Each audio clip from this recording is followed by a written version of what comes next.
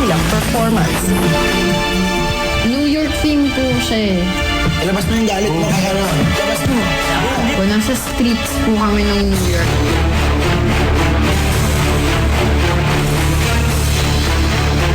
Parang nag-show off po kami. Nag-show off. What we got right Nagpapagaligan there. po Oh, kami. yeah. Yung mga ganun po, kuya. Tapos, kasi, why don't we ganyan-ganyan, combine.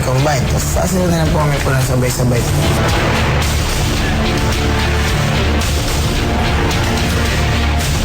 Magtuloy-tuloy kaya ang good vibes ng apartment teams hanggang sa kanilang actual performance.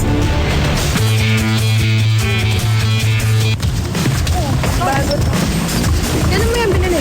Kahapon. Uy, This is Apartment. We bring you Urban City of New York City. Apartment!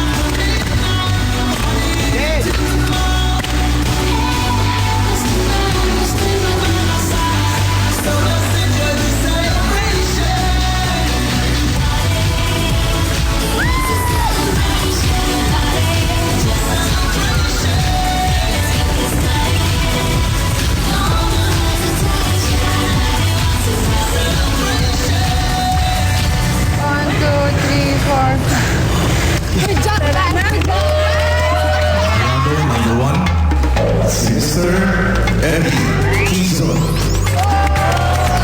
Oh, kamusta mga housemates? Kayo ba nag-paint nung nasa likod, yung props sa likod? I will consider that. Si Romeo, no? Galing pala sumayaw ni Romeo. Pakita ka, sample nga ulit dyan, Romeo. Strater ka ba, Romeo? Medyo po. Okay lang. Gusto ko yung effort nyo, yung binigay yung yung binigay yung performance. Gladys Reyes. Hello, apartment housemates! Yung good choice of music, gets na bagets, parang may konting showdown, parang gano'n ang intindi ko sa concept ninyo. Kaya lang, Ivan, what happened to the intro? Sorry po. No, okay lang. Siyempre, medyo nahaltala natin na medyo kinabahan ng konti si Ivan sa intro. Pero after that, nakabawi naman. Yung attitude ni Joe, kitang-kita, nung parang showdown nila ni Ivan, di ba? Parang black versus white. Pero astig. Tapos lip-sync ni Rebecca, parang feel na feel talaga. No? Parang siya talaga yung kumanta ng New York. Hindi ganun siya ka-perfect, di ba? Hindi ganun ka-kinis. Good luck and congratulations. Vice Ganda. Bakit? Anong problema nyo? Hi, housemates! Okay, kamusta? Nag-enjoy ba? Mukha nga, lapot na si Romeo, oh. Okay. At first, where's Ivan? Hi, Ivan! Kamusta? Ivan, at first you were so unsure of yourself. You don't know what to say. You forgot your skills. And I want to tell you guys that first impression lasts. Diba? Sa simula pa lang, hindi na kayo sigurado. So halatang hindi kayo masyadong ready. Although hindi naman I wasn't looking for perfection kasi hindi naman kayo mga professional entertainers, di ba? Dapat dagdag confidence ha. Sa gwapo mong yan, dapat confident ka.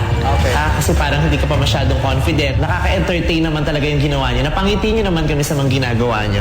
Ano sayaw-sayaw na kayo mga cramping, yung parang gangsta moves niyo. Parang kulang ng angst. Sino ba to? Yung kamukha ni Sean Kingston? Si Joe. Dapat may angst, full of attitude. Di ba? Ganun dapat yun eh. Punong-puno ng attitude. Dapat inahampas mo talaga yung mga buto mo. Kakatuwa si Romeo. Ang lambot ng katawan mo at dun sa pagtumbling mo, sa pagtalbog mong yun, pinatunayan mo sa amin, isa ka talagang taong bola. Tapos yung mga girls, ang ganda ng smiles ng mga girls. Ang gaganda ng lahat ng girls. Enjoy na enjoy lahat ng girls. Kanta ka nga, Rebecca.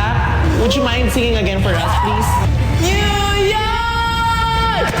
Concrete jungle where dreams are made of. There's nothing you can't do.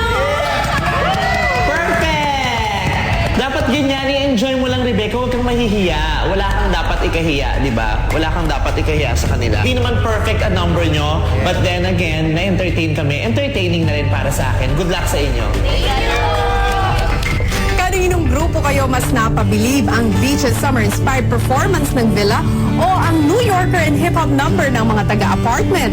Kayo ho ang magdedesisyon. Just text BB Paul Space A for apartment or BB Paul Space V for Villa at ipadala sa mga sumusunod na numbers.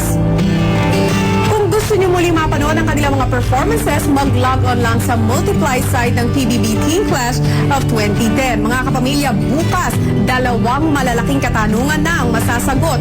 Una, anong grupo nga kaya ang nagpabilib sa inyo at sa mga judges na magwawagi sa kanilang weekly task? At pangalawa, sino naman kaya sa mga nominadong sina Patrick, Eslov, Angelo, Pons at Trisha ang lalabas kasabay ng force evicted na si Michael? Ako pa rin po si Tony Gonzaga at tuloy-tuloy pa rin ang ating pagtutok dito pa rin sa Pinoy Big Brother Teen Clash of 2010. Happy weekend!